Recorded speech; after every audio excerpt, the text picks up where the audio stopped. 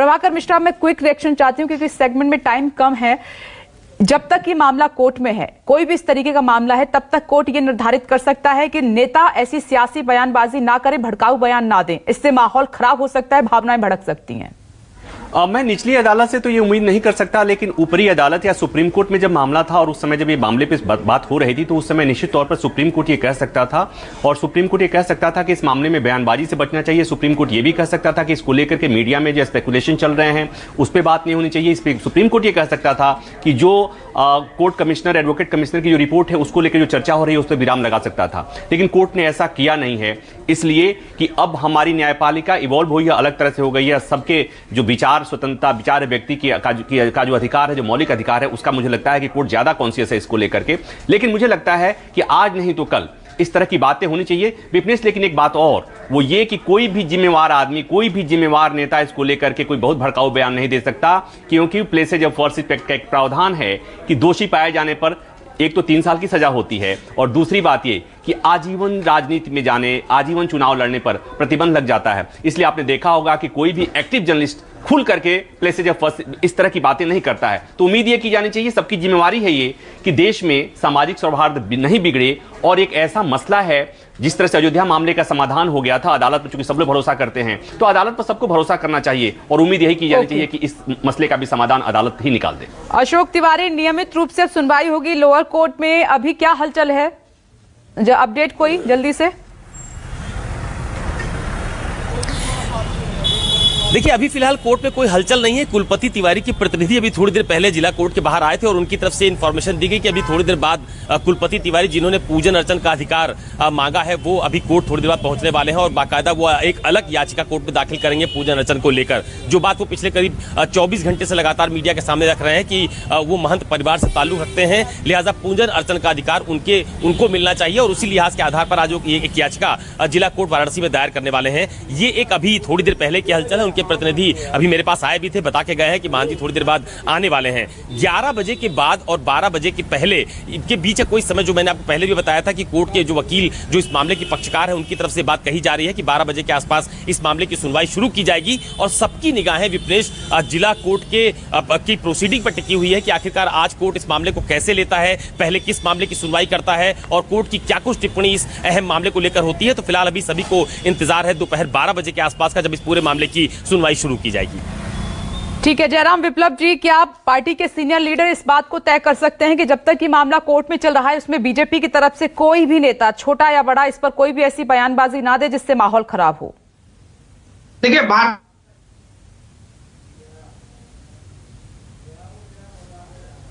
संविधान में पूरा विश्वास रखती है।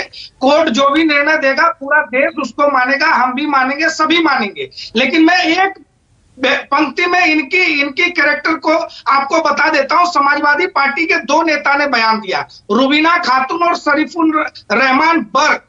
एक पर कार्रवाई हो गई, दूसरे को वाहवाही मिली।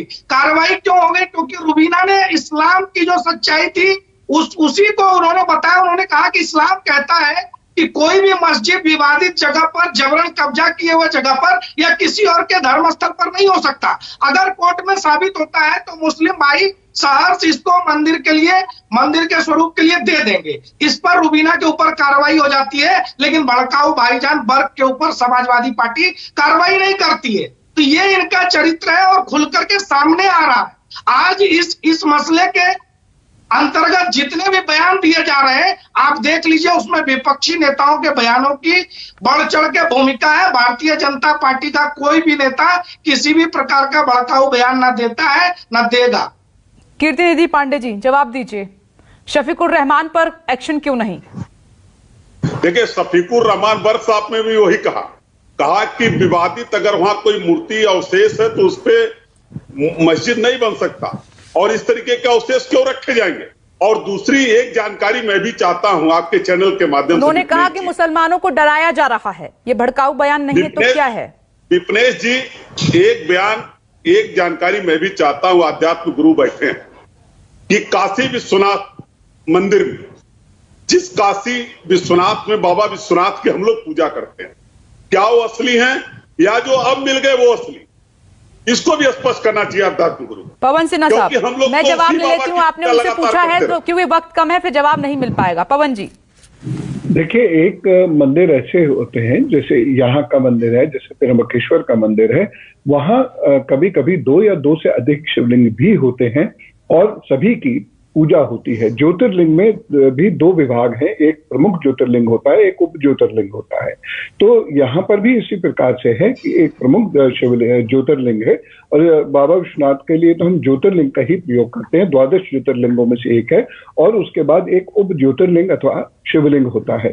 तो दोनों की ही पूजा होती है, नियमित पूजा होती है, दोनों के ही महंत होते हैं और दोनों के ही अपने विधि विधान होते हैं जिससे पूजा की जाती है। तो ये बिल्कुल संभव है कि एक ज्योतिर्लिंग उधर पूजित हो रहे हो और दूसरे ज्योतिर्लिंग इधर हो, जिनके ऊपर 1669 के फरमान की वजह से मंदिर तोड़कर मस्जिद कीर्ति निधि जी, अब बहस मत कीजिए, सुन लीजिए, उनके शब्दों का कुछ महत्व है। अगर आपने सवाल किया है तो सुन लीजिए।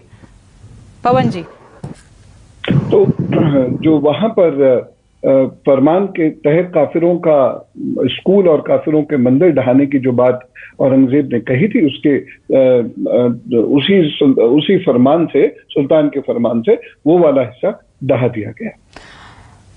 मतीन खान जी, अगर आप चाहते हैं कि दूसरा समुदाय संयम बरते और शांति बनाए रखे तो आप लोगों को ऐसे बयान नहीं देने चाहिए, ऐसी बातें बिल्कुल नहीं करनी चाहिए ताकि समाज का माहौल खराब हो, क्योंकि आप बार बार कह रहे हैं कि अदालत के फैसले पर आपको यकीन है। तो ये मत कीजिए, ये मत इन बातों का समर्थन कीजिए कि हर जिले से 2 लाख इकट्ठा हुई है, जेल जाइए, जेल भरो आंदोलन की शुरुआत कीजिए इस मामले को लेकर। मुझे नहीं लगता कि आप समर्थन करेंगे इस बात का।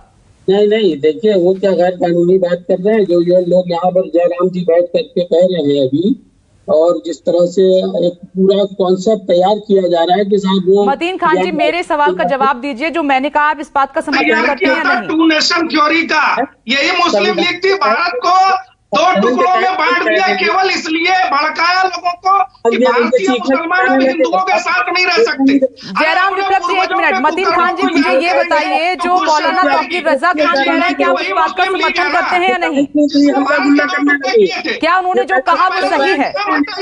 क्या ये भड़काऊ बयान नहीं है? जिसने भारत के 2 टुकड़े कर दिए, मुसलमानों के लिए एक अलग मुल्क बनाया, भारत माता का विभाजन किया, वो आज धर्म, संविधान, कानून और जयराम विप्लव जी, आप बहुत दूर तक निकल गए हैं। देखिए, आप भी मेरे सवाल से 2 बार बच गए। मतीन खान जी, आपने जवाब नहीं दिया, बाकी सब बातें कर रहे हैं आप।